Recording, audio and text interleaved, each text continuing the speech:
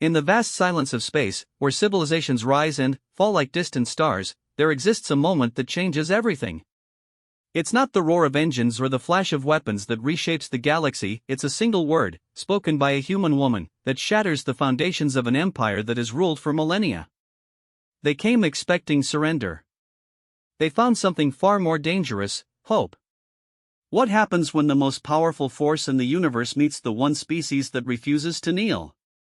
What happens when a declaration of absolute dominance is met not with fear, not with negotiation, not with complex political maneuvering, but with one simple, defiant word that echoes across the stars and ignites a fire that will burn through the darkness of tyranny itself? This is the story of how humanity's greatest strength isn't our technology, our numbers, or our weapons, it's our absolute, stubborn refusal to accept that something is impossible. The hegemony had ruled the galaxy for 3,000 years. Their ships, massive constructs of dark metal and crackling energy, had swept across star systems like a plague of locusts, consuming entire civilizations and adding their knowledge to the collective might of the empire. No species had ever successfully resisted them. None had even tried after the first few examples were made. Captain Elena Vasquez stood on the bridge of the human vessel Defiance, watching the enemy fleet approach through the viewport. 12 hegemony dreadnoughts, each one larger than Earth's moon, moved through space with the slow, inevitable advance of death itself. Behind them followed hundreds of smaller vessels, their weapons already charging for what the aliens clearly expected to be a brief encounter. "They're broadcasting on all frequencies," reported Lieutenant Chen from the communications station. His young face was pale but determined. "Same message, repeating in every known language." Elena nodded. "Put it through." The bridge speakers crackled to life, and a voice like grinding stone filled the air. The universal translator made the alien words understandable, but it couldn't remove the cold arrogance that dripped from every syllable. "Primitive species designation, human. You have expanded beyond your designated zone. You have established colonies on 17 worlds claimed by the hegemony. You have committed acts of defiance against the natural order. This transgression ends now." Around the bridge, Elena's crew exchanged glances. They had known this day would come. Humanity's expansion into the galaxy had been rapid, perhaps too rapid. They had claimed empty worlds, built thriving colonies, and established trade routes with the few species the hegemony had deemed too insignificant to bother conquering. But empty space was not truly empty in the eyes of an empire that considered the entire galaxy their rightful property. "You will surrender immediately," the alien voice continued. "Your ships will be destroyed. Your colonies will be disbanded. Your species will return to your world of origin and remain there until such time as the hegemony requires your service. Any resistance will result in the complete annihilation of your species. You have one standard hour to respond with your unconditional surrender." The transmission ended, leaving the bridge in silence. Elena could hear the soft hum of the ship's systems, the quiet breathing of her crew, the distant throb of the engines. In 1 hour, everything humanity had built among the stars would be gone, or they would be dead. Those were the only options the hegemony offered. "Captain," said Commander Torres, her first officer. His weathered face showed no fear, only grim determination. "Orders?" Elena walked to the center of the bridge, her boots echoing on the metal deck. Behind her, through the viewport, the enemy fleet continued its approach. She thought of the colonies they protected: New Geneva with its crystal cities, Harmony where human children played alongside alien refugees, Prospect where miners had discovered new elements that could revolutionize technology. She thought of Earth, blue and beautiful and so very far away. "Send a message to all colonies," she said quietly. "Full evacuation protocols. Get everyone to the emergency shelters. If this goes badly, I want our people ready to run." "Yes, Captain." "And send a message to Earth Command. Tell them what's happening here."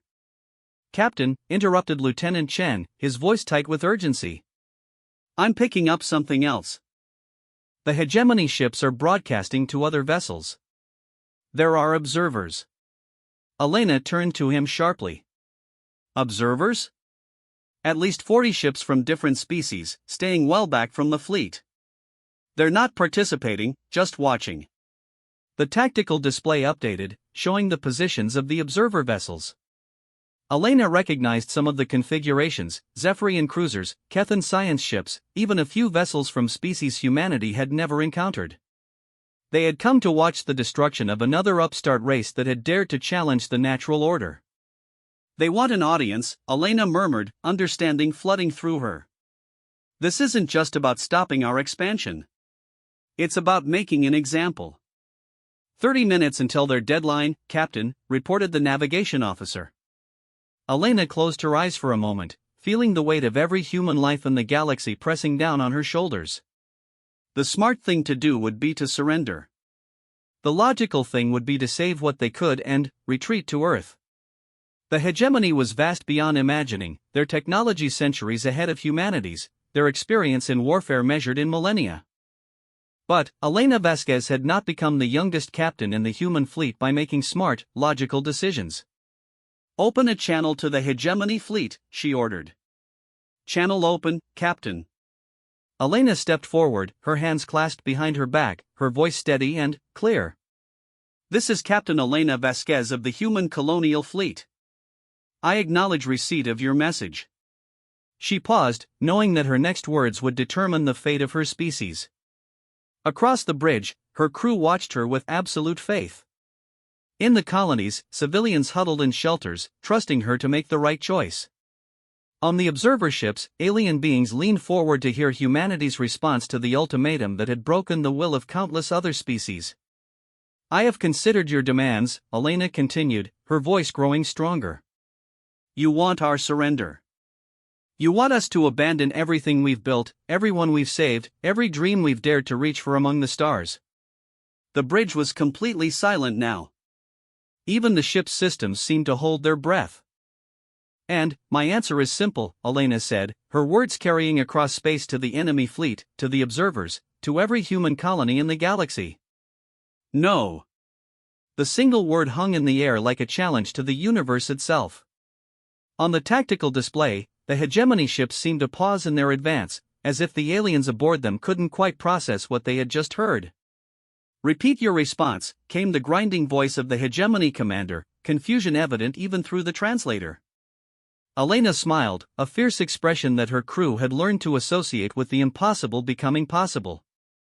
"No," she said again, louder this time. "We will not surrender. We will not abandon our colonies. We will not crawl back to Earth and hide. You want our worlds? Come and take them." The tactical display erupted into activity.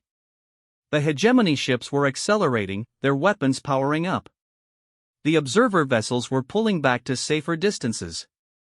Across the colonies, emergency sirens began to wail as the evacuation protocols went into full effect.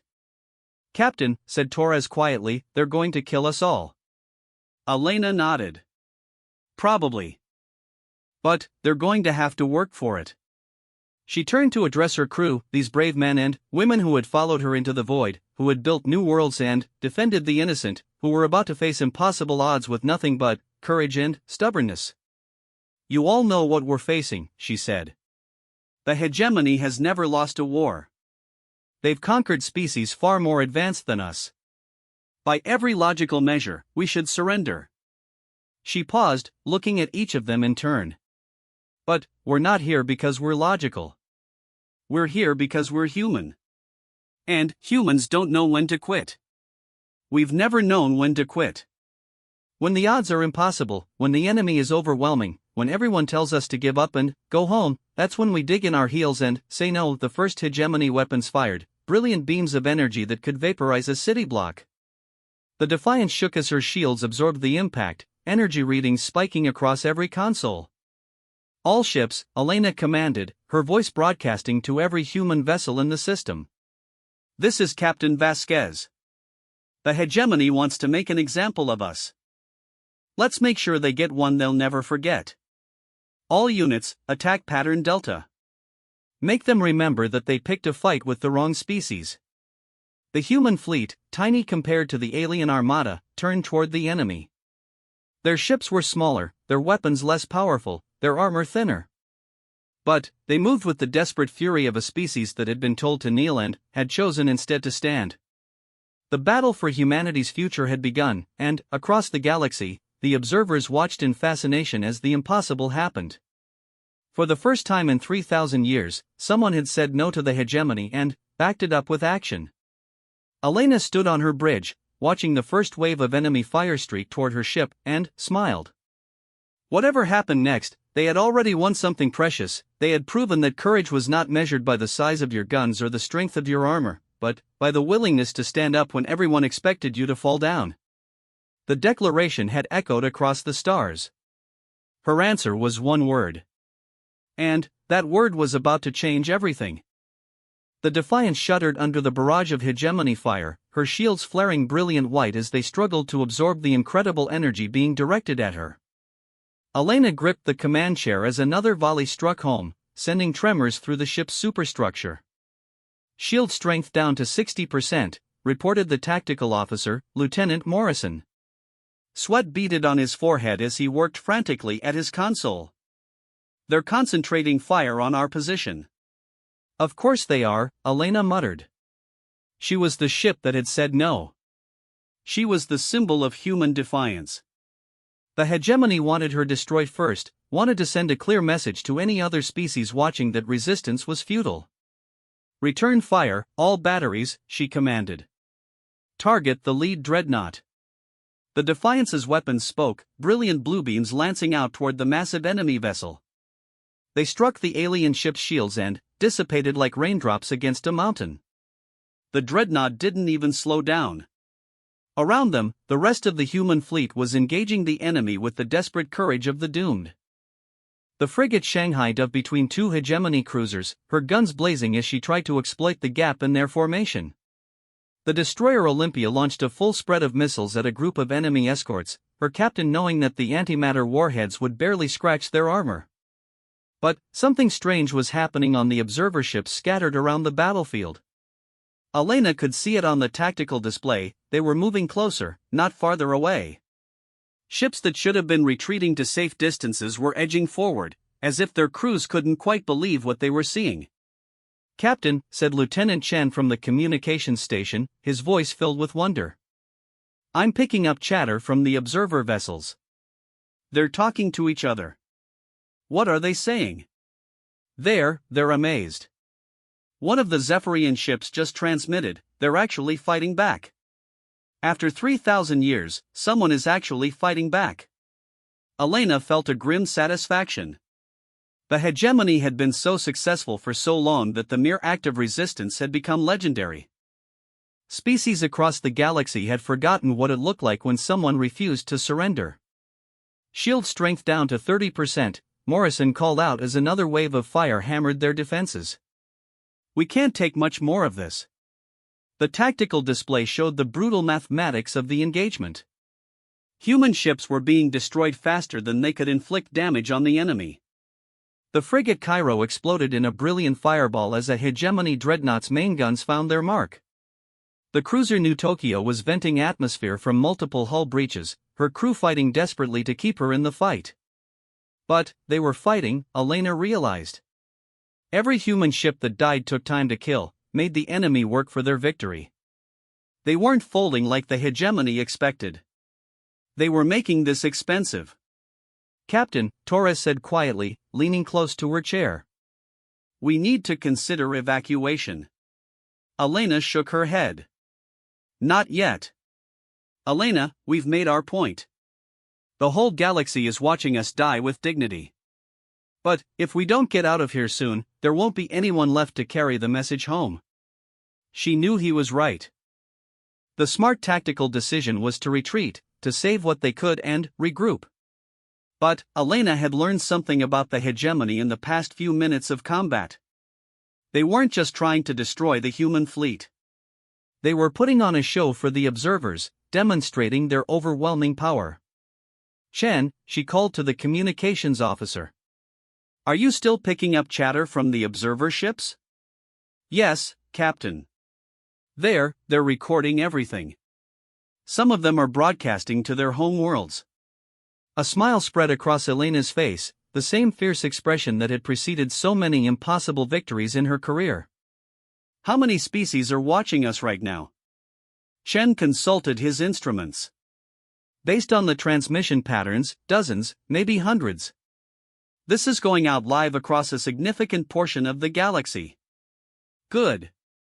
Elena stood up, moving to the center of the bridge. Around her, the crew worked with desperate efficiency, knowing their ship was dying by degrees but refusing to give up. Morrison, how many nuclear mines do we have left? The tactical officer checked his displays. 18, Captain. But they won't penetrate hegemony shields. They don't need to. Elena turned to the navigation officer. Plot a course directly at the lead dreadnought. Maximum acceleration. The bridge fell silent except for the sounds of battle. Torres stared at her, understanding dawning in his eyes. Captain, that's suicide. No, Elena said calmly. That's making a statement. She opened a channel to all human ships. This is Captain Vasquez. All vessels, prepare for final assault pattern. We're going to ram the flagship. The response was immediate and came from every ship in the fleet, acknowledged, Captain. Elena felt a surge of pride in her species. They understood.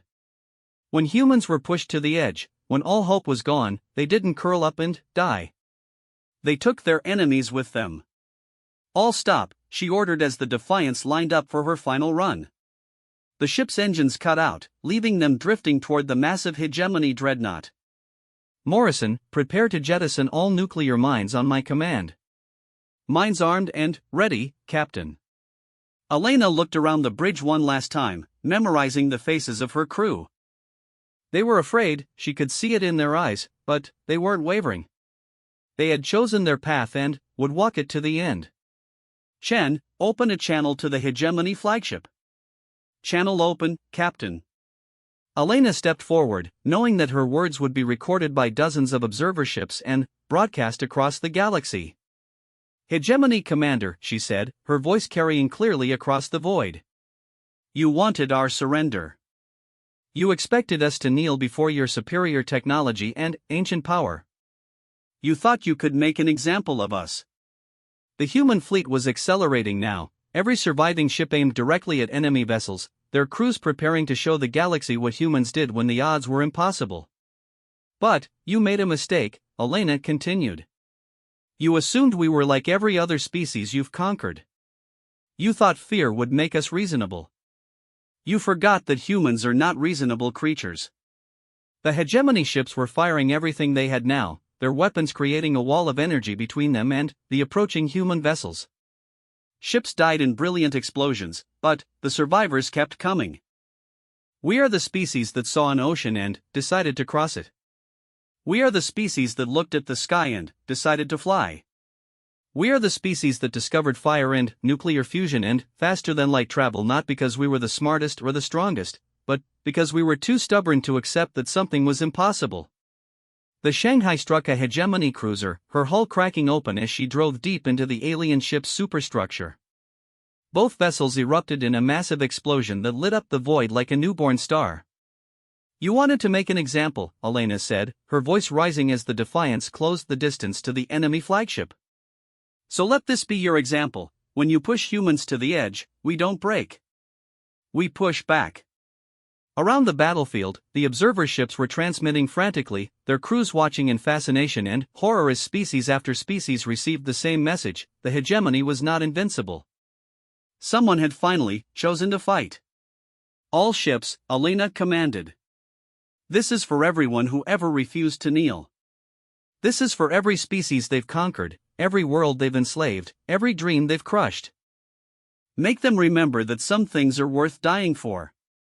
The Defiance struck the hegemony flagship at 1/10 the speed of light, her hull disintegrating on impact but driving deep into the alien dreadnought's superstructure. In the moment before the nuclear mines detonated, Elena saw something on the enemy commander's face through the viewscreen: shock, disbelief, and, for the first time in 3,000 years, fear. The explosion tore both ships apart, but the shockwave carried more than just destruction. It carried a message that raced across the galaxy at the speed of light, recorded and transmitted by 100 different observer vessels. Humanity had said no. And they had meant it. In the expanding debris field, emergency beacons began to broadcast. Not many, but some.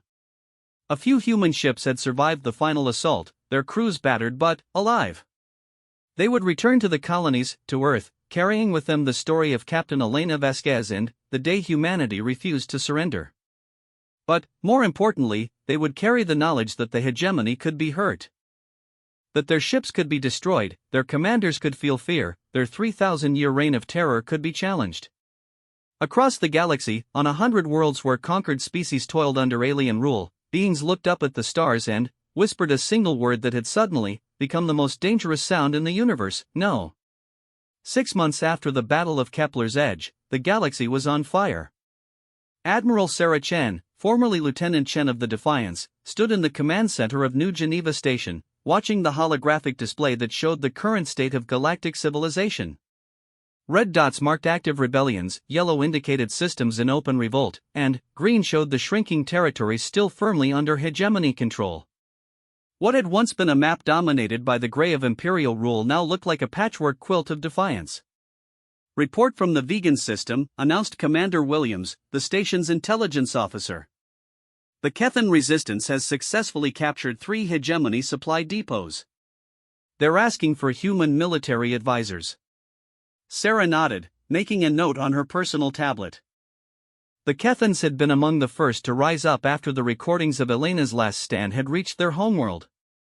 Their crystalline technology, when combined with human tactical doctrine, had proven devastatingly effective against hegemony forces. What about the Zephyrian front? Still holding the line at Rigel.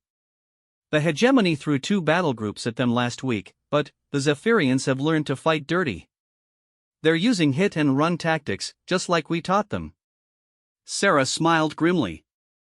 It was strange how quickly the galaxy's most peaceful species had adapted to warfare once they realized the hegemony could be beaten. The Zephyrians, who had submitted to imperial rule without firing a shot 3 millennia ago, were now among the most effective guerrilla fighters in known space. Admiral, called Lieutenant Torres from the communications station, interrupting her thoughts. "Priority transmission from Earth Command." "Put it through." The holographic display shifted to show Admiral Martinez, the grizzled veteran who had taken over as head of Earth's colonial fleet after the disaster at Kepler's Edge.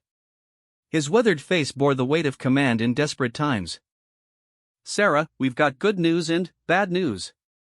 Which do you want first?" "Hit me with the bad news, sir." The hegemony has assembled their largest fleet in recorded history. Intelligence estimates 200 capital ships, plus escorts. They're calling it the Final Solution Fleet. Martinez paused, his expression grim. "They're heading for Earth." Sarah felt a cold knot form in her stomach. Earth, the birth world of humanity, still held 2 billion people who had never left the cradle of their species. The hegemony was done playing games. They were going to make an example that would terrify any other potential rebels into submission. And the good news? Martinez's expression changed, a fierce smile replacing the worry. The good news is that they're not facing just humanity anymore. The Kethan Republic has pledged their entire fleet. The Zephyrian coalition is sending everything they can spare. Hell, even species we've never heard of are volunteering ships and crews. The display changed to show fleet positions throughout local space. Human vessels, their hulls scarred from months of constant warfare, were forming up with alien ships of every conceivable design. The fleet gathered at Earth was unlike anything the galaxy had ever seen, a coalition of former enemies united by the simple principle that some things were worth fighting for. "How long do we have?" Sarah asked. 3 weeks, maybe 4. The hegemony fleet is moving slowly, probably to give us time to think about what's coming. They want us to be afraid. Sarah looked around the command center, at the men and women who had survived the battle that started this war. They were tired, she could see it in their faces, worn down by months of desperate fighting against impossible odds. But there was something else there too, a hard determination that hadn't existed before Kepler's Edge. What are our orders, Admiral? Take every ship we can spare and head for Earth. It's time to finish what Captain Vasquez started. The transmission ended, leaving the command center in silence. Sarah looked at the tactical display, calculating distances and travel times. They could reach Earth in time, but barely. And, when they got there, they would be facing the largest military force the hegemony had ever assembled. "Commander Williams," she said finally. "Send a message to all resistance cells. Tell them it's time for the final push. Every ship, every weapon, everyone who can fight. We're going home." 2 weeks later, the combined fleet of the Free Galaxy hung in space near Earth's orbital stations, waiting for the enemy to arrive. Sarah stood on the bridge of the new flagship Elena Vasquez, named for the captain who had started this impossible war, surrounded by officers from a dozen different species. "Contact on long-range sensors," reported the Kethan tactical officer, her crystalline features gleaming in the bridge lights. Hegemony fleet dropping out of hyperspace at the edge of the system. The main screen lit up with the most terrifying sight any of them had ever seen. Hundreds of hegemony vessels, each one a monument to 3,000 years of military supremacy, began their final advance on humanity's homeworld. At their head flew a ship larger than any of their previous dreadnoughts, a massive construct of dark metal and crackling energy that could probably destroy a planet by itself. "They're broadcasting," announced the communications officer, a young Zephyrian whose people had never known war until 6 months ago. "Let's hear it." The familiar grinding voice of hegemony authority filled the bridge, but this time there was something different in its tone. Anger, yes, but also something that might have been uncertainty. "Rebellious species. Your defiance ends today. We offer one final chance for surrender. Lay down your weapons, dissolve your illegal alliance, and return to your designated worlds. Those who comply will be granted the mercy of continued existence under proper hegemony rule." Sarah looked around the bridge, seeing the same grim determination on every face. The Alliance fleet was outnumbered 3-1. The enemy had superior technology, better weapons, more experience. By every logical measure, they should surrender. Instead, she opened a channel to all ships in the Allied fleet. "This is Admiral Chen to all vessels. You've heard their offer. You know what they're capable of. If anyone wants to withdraw, now is the time. No judgment, no shame. This is going to be the hardest fight any of us have ever faced." The response came immediately, not from one ship but from hundreds, in a dozen different languages but with the same meaning: "We stand with humanity. We fight." Sarah felt tears prick at her eyes. 6 months ago, these species had been strangers or enemies. Now they were willing to die for the simple principle that no one should have to kneel to tyranny. She opened a channel to the Hegemony fleet. "Hegemony Commander. This is Admiral Sarah Chen of the Free Galaxy Alliance. I was there when Captain Elena Vasquez gave you her answer at Kepler's Edge. I watched her die rather than surrender. I watched her ship ram your flagship rather than submit." The Allied fleet began to advance, their formation spreading out across space like the wings of some great bird of prey. "Today, I speak for every species that has ever suffered under your rule. For every world you've enslaved, every dream you've crushed, every voice you've silenced. You want our surrender? You want us to go back to our cages and pretend none of this ever happened?" Earth hung behind them like a blue jewel, the birth world of the species that had dared to say no. But it wasn't just humanity's fight anymore. It was a fight for the right of every sentient being to choose their own destiny. "Our answer is the same as it was 6 months ago," Sarah said, her voice carrying across space to every ship in both fleets, broadcasting live to 100 worlds where beings held their breath and waited to see if freedom would survive. "Our answer is no." The two fleets met in the space between worlds, and the galaxy shook with the sound of their collision. But this time, something was different. This time, the Hegemony fleet was not facing a small group of desperate humans. They were facing the combined might of every species that had learned the most dangerous lesson in the universe, that no was not just a word. It was a choice. A decision to stand up when everyone expected you to kneel down. A refusal to accept that something was impossible just because it had never been done before. The battle raged for hours, ships dying in brilliant explosions that lit up Earth's night sky. The hegemony fleet was larger, more powerful, more experienced. But the Allied fleet fought with the fury of the oppressed, the determination of those who had nothing left to lose except their freedom. And, slowly, impossibly, the tide began to turn. When the hegemony flagship finally died, its massive hull cracking open like an egg to spill its contents into the void, something more than a ship was destroyed. 3,000 years of imperial rule, 3 millennia of unquestioned dominance, died with it. The surviving hegemony vessels retreated, their commanders suddenly uncertain about their invincibility. Behind them, they left a galaxy forever changed by the simple act of saying no. Admiral Saracen stood on her bridge, looking out at the debris field that had once been the most powerful fleet in galactic history, and thought about Captain Elena Vasquez. The woman who had started this war with a single word. The woman who had proven that courage was not the absence of fear, but the decision to act in spite of it. Send a message to all worlds, she ordered. Tell them the hegemony is broken. Tell them the galaxy is free. Tell them that when tyranny demands submission, there is only one answer worth giving. The message raced across the stars at the speed of light, carrying with it the promise of a new age. On 1,000 worlds, beings looked up at the sky and whispered the word that had changed everything: no. And, in that single syllable, in that simple refusal to accept the unacceptable, lay the true power of every sentient species, the absolute, stubborn determination to be free.